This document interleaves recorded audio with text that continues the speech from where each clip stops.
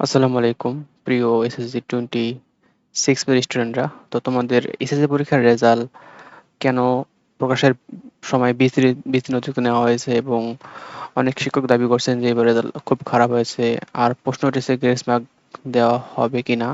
তো আজকের এই ভিডিওতে আমি তোমাদের এই তিনটি বিষয় নিয়ে আলোচনা করব। তো তোমরা যারা চ্যানেলে নতুন তারা চ্যানেলটা অবশ্যই সাবস্ক্রাইব করবে। তো দেখো, তোমাদের এসএসসি পরীক্ষার রেজাল্ট দিতে কেন আরো অতিরিক্ত 20 দিন সময় তারা নিয়েছে। তো এর প্রধানত আমি বেশ কয়েকটি কারণ খুঁজে পেয়েছি। তো প্রথম কারণটা হচ্ছে, দেখো, সাধারণত এসএসসি পরীক্ষার রেজাল্ট তোমাদের 60 দিনের মধ্যে প্রকাশ করা হয়, কিন্তু এবার প্রায় 80 দিন সময় নেওয়া হয়েছে। আবার অনেকে মনে করছেন রেজাল্ট পুনরায় যাচাই বা পাশের হার বাড়ানোর বিষয়টি বিবেচনা করা হয়েছে, তবে শিক্ষা মন্ত্রণালয় এ বিষয়ে আনুষ্ঠানিক জানায়নি। এবার তোমাদের পরীক্ষায় ফলাফলে ফেলের হার অনেক বেশি, এবং এই ফেল ঠেকাতে রেজাল্ট পুনরায় চেক করা হচ্ছে, এবং যার কারণে তোমাদের অতিরিক্ত 20 দিন সময় নিয়েছে। অনেক শিক্ষকের দাবি যে কিছু শিক্ষক বলেছেন যে তারা যে খাতা দেখেছেন তার অনেক শিক্ষার্থী ফেল করছে, অর্থাৎ শিক্ষকরা তোমাদের যে খাতাগুলো কেটেছে সেখানে তোমাদের ফেলের হার অনেক বেশি। উদাহরণস্বরূপ বলা যায়, একজন শিক্ষক 6,000 খাতার মধ্যে প্রায় 3,000 জনে ফেল করেছে। এটি সত্য হলে ফলাফল তুলনামূলকভাবে অনেক খারাপ হতে পারে। এছাড়া রেজাল্ট খারাপ হওয়ার সম্ভাব্য কারণ, এক নম্বর কারণটি হচ্ছে যে খাতা খুবই কঠোরভাবে মূল্যায়ন বা কাটা হয়েছে, যেখানে আংশিক সঠিক উত্তরের জন্য কম নাম্বার দেওয়া হয়েছে। আর সৃজনশীল প্রশ্নে চেষ্টা করলেও অনেক ক্ষেত্রে নম্বর পাওয়া যায়নি। বিশেষ করে গণিত, ইংরেজি ও পদার্থবিজ্ঞান ও রসায়নের ফল খারাপ হওয়ার কথা বলা হয়েছে। অর্থাৎ তোমাদের রেজাল্ট খারাপ হওয়ার প্রধান কারণ হচ্ছে তোমাদের খাতা খুব কঠিনভাবে কাটা হয়েছে, আর একটু না লিখলে নাম্বার দেওয়া হয়নি। আর এরপর হচ্ছে তোমাদের গ্রেস মার্ক কি, দেখো, গ্রেস মার্ক হলো সহানুভূতিশীল বা অতিরিক্ত নম্বর। সাধারণত 1 বা 2 নম্বরের জন্য ফেল করা শিক্ষার্থীকে পাস করানোর জন্য এটি ব্যবহার করা হয়।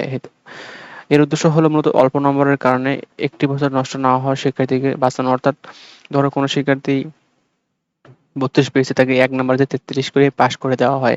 তো এবার গ্রেস মার্ক দেবে কিনা এই নিয়ে থাকছে। দেখো, গ্রেস মার্ক কেন, অর্থাৎ গ্রেস মার্ক নিয়ে আলোচনা হচ্ছে কেন। দেখো, যদি অনেক শিক্ষার্থী মাত্র 1 বা 2 নম্বরের জন্য ফেল করে থাকে, তবে গ্রেস মার্ক দিলে তাদের পাস করানো সম্ভব। এতে শিক্ষার্থীদের 1 বছর পিছিয়ে পড়তে হবে না। অনেকে মনে করেন এটি শিক্ষার্থীদের জন্য একটি যৌক্তিক সহায়তা হতে পারে। অর্থাৎ তোমাদের 1-2 মার্ক দিয়ে পাস করে দিবে যদি তোমরা 1-2 মার্কের জন্য ফেল করে থাকো। এটাকেই হচ্ছে গ্রেস মার্ক।